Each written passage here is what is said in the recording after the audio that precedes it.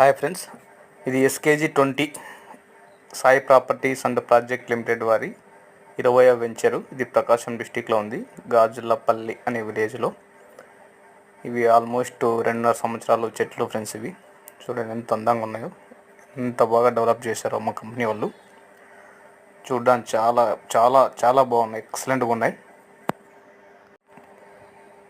మీలో ఎవరైనా ఇన్వెస్ట్మెంట్ చేయాలి అనే ఆలోచన ఉంటే మా కంపెనీలో ఒకసారి మా డెవలప్డ్ వెంచర్లు చూసి నచ్చితే మీరు ప్లాట్ తీసుకోండి.